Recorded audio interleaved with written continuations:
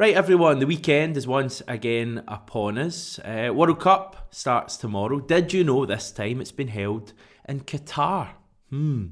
Celtic also in action tomorrow in Sydney. We're going to cover these two issues and a few other things on today's video.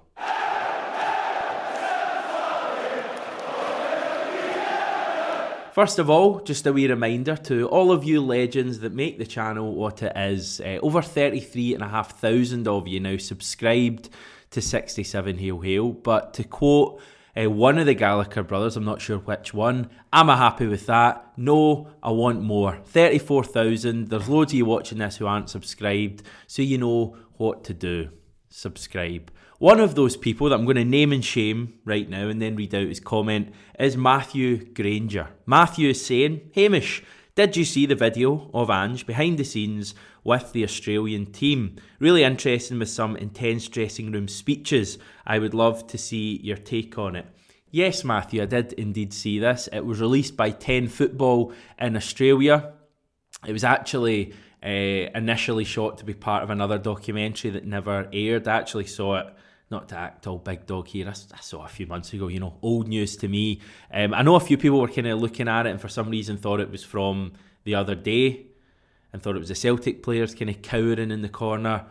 It was actually from a Socceroos qualifier, 2018 World Cup qualifying campaign. They were playing Japan in Melbourne. They trailed 1-0 at half-time and really hadn't performed well when Ange let rip at his players. Interestingly enough, he did it alongside footage from the first half, which is pretty cool given the time constraints there. It just shows how quickly they were able to turn the stuff around. He doesn't lose his temper often, Ange, and some accompanying interviews in the documentary actually expressed a little bit of surprise. I think Massimo Luongo was one who kind of hadn't really heard Ange going crazy like that before. But it certainly worked on them as they put in a much better performance in the second half and came back to earn a 1-1 draw. His anger hadn't been with individual errors or mistakes, but the attitude of his team. He really felt there was an opportunity to really kind of make their mark in terms of Asian football, and they had the kind of leading Asian team, Japan, who were kind of cowering a little bit, and he wanted Australia to really put their stamp in the game, and they didn't do it at all in the first half, and that's where his frustration came from. Another interesting nugget that was actually told by someone who was in attendance at that point, that apparently Ange fractured his wrist or something to that extent when he smacked the whiteboard. Just goes to show what Ange can be like. The Ange you don't really see. If you haven't seen this, by the way, I will link the footage. I think it was in a tweet in the description, so you can check it out. It's really interesting to see Ange actually being a very, very scary person. We've heard stories about this, but actually seeing it is pretty incredible. I wonder if he's had anger like that with the Celtic players at any point so far. Maybe the Wraith Cup tie last season, Scottish Cup. We actually heard him, I think, during the first half going crazy. I think it was a combination of Stephen Welsh and Nir Beaton. I'd be interested to see what he was like at half-time in that game. Again, we saw a much improved performance in the second half. So, yes, interesting stuff. I guess while we're talking about international football, this would be a good time to dip in and speak about the World Cup. It all starts tomorrow. As I say, it's very controversially been held in Qatar. Loads and loads of questions about that country hosting the World Cup, given their human rights record, given all of the other things that country seems to stand for. And I guess it's going to be a very interesting World Cup off the pitch. I think it says a lot that the last week we've barely had any conversation about actual on the pitch matters. It seems to all be off the pitch questions to players, to FIFA employees, etc. And I think that's the right thing as well. I don't think we should allow this World Cup to pass without any comment on that. So I think it's going to be an interesting few weeks. It all starts tomorrow with the mouth-watering clash, Qatar versus Ecuador.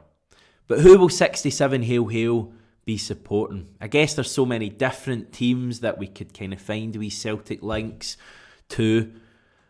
But the easiest thing to do probably is to fire all 32 teams onto a giant wheel digitally and just spin it and see what comes up. So this is what I'm going to do. We're going to go now.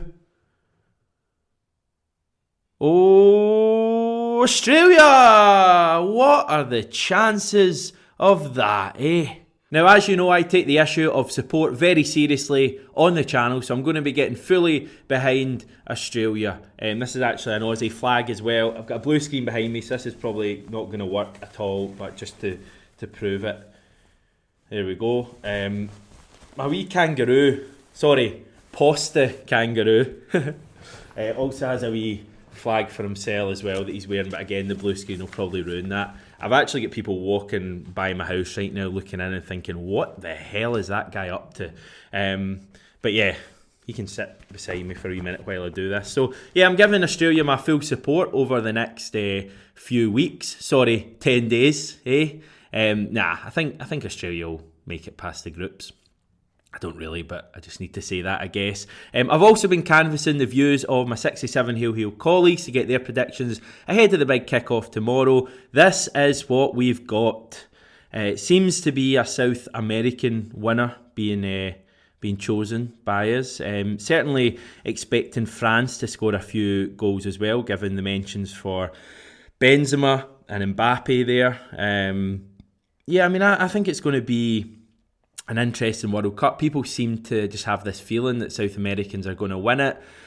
I don't know if that's because there's not been a South American winner since 2002. We maybe feel we're due it. Ange seems to reckon Brazil are the team that are going to win it, but he also said that if there's going to be a World Cup for an underdog to win it, then this is the one, given all the circumstances that we're going into. In terms of Celtic interest in the World Cup, by the way, just so you're across it all, 9 players to keep an eye on, 4 current players, 5 former players. In terms of current Celtic players, Cameron Carter-Vickers, Josip Juranovic, Aaron Moy and Dyson Maeda. Former players, we've got Timothy Weah, Jackson Irvine, Virgil van Dijk, Jeremy Frimpong and Olivier Ncham. And we've also got Morten Vighorst as part of the Denmark coaching team. It all gets underway tomorrow. Many hours before the big kick-off tomorrow is our own kind of big kick-off. Celtic have their second and final game in Sydney. We're facing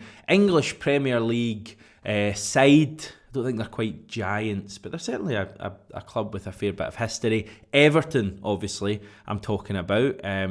Big club Everton should have a decent following in Australia too. They are, of course, going to be missing a few players who are at the World Cup, a few with England, I think, as well. So they're not quite at full strength like ourselves, but still plenty of decent players. Plenty of players you will know. They're managed by Frank Lampard, of course, and they have been in Australia for a couple of days now. So I think it's going to be a real test for this Celtic team, but a real good opportunity for us as well to win a match in Australia, to give Ange and the fans what they really want from this trip. I expect to see a stronger team from the start tomorrow than we saw against Sydney FC the other day. There are question marks over Joe Hart, Georgios Giakoumakis and Moritz Jens for different reasons. Ange did seem sort of positive about the chances of Hart and Giakoumakis being fit for this match. Obviously, it's a friendly, so I doubt he's going to throw them in if they're not fully fit, but he seemed to suggest that both would be. In terms of Moritz Jens, he's going through concussion protocol, so it's just a matter of how he is ahead of the game and whether he's able to play. I've not got him in my starting 11. We're going with Joe Hart, Anthony Ralston, Stephen Welsh, Carl Starfelt and Greg Taylor. A midfield 3. Can't believe these 3 are playing together, but this is where we're at. Matt O'Reilly, David Turnbull and Rayo Hatate. I'm going with Sead Haksabanovic on the right, Jota on the left and Georgios Giakoumakis through the middle. The last thing that I want to mention is that me and John will be around with the post-match reaction tomorrow at the incredibly early time of 5:45 a.m. I'm already tired just thinking about that. Hopefully you will join us at that stage. Hopefully you'll get up a wee bit earlier as well and watch the game. I certainly will be doing that. We shall chat to you tomorrow, crazy o'clock. Speak to you then.